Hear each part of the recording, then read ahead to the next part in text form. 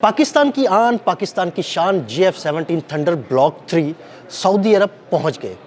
ये JF-17 thunder block 3 Saudi अरब क्यों पहुंचे, इस बारे में आमिर रज़ा से बात करते हैं। आमिर भाई, Pakistani Shaheen JF-17 thunder block 3 उड़ा के सऊदी अरब पहुंचे हैं, क्यों पहुंचे हैं, हमारे नाज़रीन को बताइए। नहीं, सब पहली बात तो यह है कि JF-17 थंडर वाकई में पाकिस्तान के लिए मैं ये समझता हूँ फ़ख्र की बात है। और हम इस जहाज़ को जो है पूरी दुनिया में जो है प्रेजेंट कर रहे हैं। और मैं आपको एक बात बताऊँ, अमेरिका ईरान कशीदगी में ये जहाज़ मज़ीद अहमियत इख्तियार कर गया है। ये बड़ी डिफरेंट सी बात आपको लगेगी कि मैं ये कहाँ अमेरिका और ईरान की कशीदगी और कहाँ पे JF-17 थंडर। देखें, दुनिया को एक चीज़ बावर हो गई, इस वक्त वेनेज़ुएला पर जो हमला हुआ उसमें उनके पास कोई ऐसा हथियार नहीं था जिससे वो अमेरिका का मुकाबला कर सकें। और दुनिया का इत्मीनान आहिस्ता आहिस्ता अमेरिका पर कम होता चला जा रहा है। उसकी वजह ख़ुद डोनाल्ड ट्रंप का रवैया है। और वो जिसको जहाज़ देते हैं उसके साथ उसकी टेक्नोलॉजी ट्रांसफ़र नहीं करते हैं, यानी उसको कंट्रोल करने के लिए, उसको ठीक करने के लिए, उसके स्पेयर पार्ट्स के लिए लोगों को मजबूरन अमेरिकन से ही रब्ता करना पड़ता है। और इतलात ये हैं कि उनके तमाम दिए गए वेपन्स जो हैं उनके अंदर ऐसे हालात मौजूद होते हैं कि जो आपको जहाँ चाहे बंद किए जा सकते हैं, जैम किया जा सकता है। और अगर आपको जैम किया जाए, देखें उन्होंने हमारे साथ F-16 का एक मुआहदा किया और उसमें कहा कि आप इंडिया की तरफ हमला नहीं कर सकते। यही F-16 मिस्र को दी है तो उन्होंने कहा कि आप इजराइल पर हमला नहीं कर सकते। तो अमेरिकन टेक्नोलॉजी का मतलब ये है कि आप इजराइल को महफूज रखें। इस पर अमेरिकन राइटर्स ही जो हैं वो बहुत सारे आर्टिकल्स जो हैं मैंने आज मेरी नज़र से गुजर रहे थे, उन्होंने कहा कि ये क्या वजह है कि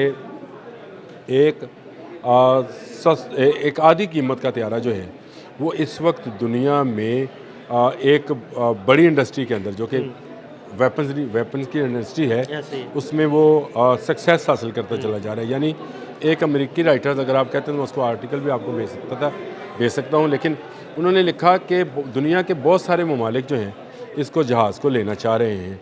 और ये जहाज़ की बड़ी वजह यह है कि दुनिया यूरोपियन, रशियन, अमेरिकन, चाइनीज़ जो शराइत हैं उनसे डरते हैं कि ये हम पर शर्त आयद कर दी जाएगी, चीन भी शर्त आयद कर देगा, फ़लाँ शर्त आयद कर देगा। लेकिन पाकिस्तान का जहाज़ आधी कीमत पर 4.5 जनरेशन का जहाज़ है जो एक जंग में राफेल को गिरा चुका है। और एक राइटर ने तो यहाँ तक लिखा, एक नहीं 3 जंगों में उसका ख्याल उसने इससे पहले जो पाक भारत झड़पें होती रही हैं उसने उसमें भी उसको इस्तेमाल किया। जो है, और उसके बाद उसने दुबई एयर शो का भी जिक्र किया कि उसमें तेजस जो है वो गिर गया, जिससे ख़त्े में अब तमाम ममालिक, बांग्लादेश हो, श्रीलंका हो या आज़रबाईजान, उज़्बेकिस्तान, ताजिकिस्तान हैं, ये तमाम ममालिक जो हैं ये एक ही जहाज़ की तरफ देख रहे हैं। और उसमें उन्होंने खैर लीबिया और मिस्र का नाम भी शामिल किया, इराक़ का भी नाम शामिल किया, इंडोनेशिया का नाम शामिल किया कि ये ममालिक जो हैं ये सिर्फ एक जहाज़ को देख रहे हैं और वो JF-17 थंडर ब्लॉक 3 है। अब आ जाए सऊदी अरब की तरफ। सऊदी अरब के साथ हमारा दिफाई पैक्ट है और इस हवाले से सऊदी अरब में कोई भी पाकिस्तानी जो है वेपन जाता है या पाकिस्तानी असला जाता है तो उससे लोग जो हैं वहाँ के लोग भी मौजूद होते हैं और पाकिस्तान के लोग भी उससे एक ख़ास रग़बत रखते हैं, उसके ख़ास रग़बत ही रखते हैं, मोहब्बत रखते हैं, क्योंकि एक तो ख़ित्ता वो हमारे लिए बड़ा अहम है और दूसरा वहाँ पाकिस्तानियों का होना हमें तक़वियत देता है।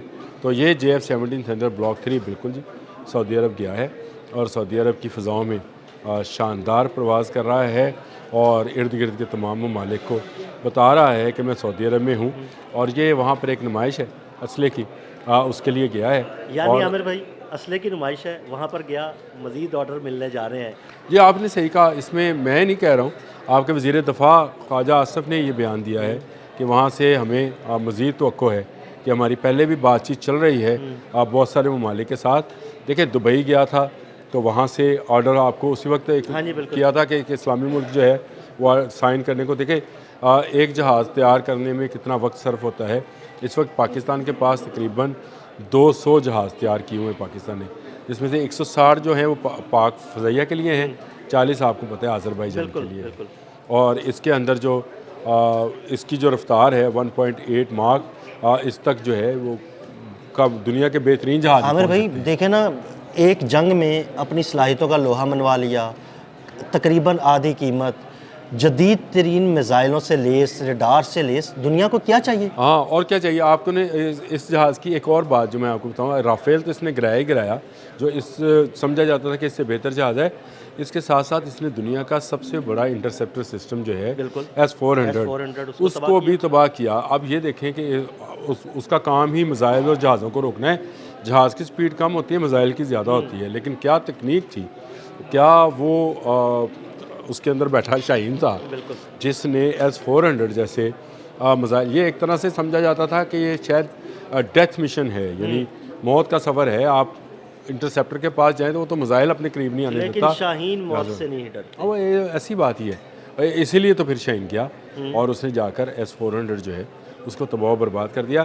تو اس جہاز کی ڈیمانڈ میں جو اضافہ روز بروز عدیل صاحب ہو رہا ہے، اس کی بڑی وجہ بھی یہی ہے کہ اس نے کر کے دکھایا ہے، یعنی اس نے وہ کام کر کے دکھایا جو شاید دنیا میں کی تاریخ میں بہت کم جنگوں میں نظر آتا ہے، اور یہ ایک ایسا کارنامہ تھا جس نے اس کی اہمیت اور اس کی ڈیولپمنٹ میں ہمیں بہت مدد کی۔ دیکھیں میں نا خواجہ آصف صاحب کا ایک بیان آپ کو کوٹ کر رہا ہوں، انہوں نے کہا کہ JF-17 تھنڈر ہماری وہ پروڈکٹ ہے جو ہمیں IMF سے نجات دلا دے گی۔ اب آپ اس بات کو سمجھیں، اس کا مطلب یہ ہے کہ سعودی عرب سے بھی، جیسے دبئی میں بھی ہماری کوئی ڈیل ہو رہی تھی، سعودی عرب میں بھی ہماری کسی نہ کسی ملک کے ساتھ ڈیل ہو رہی ہے، اور اگر یہ اربوں روپے کی ڈیل ہے تو اس میں سے لازمی بات ہے کہ ہم IMF سے باہر نکل جائیں گے۔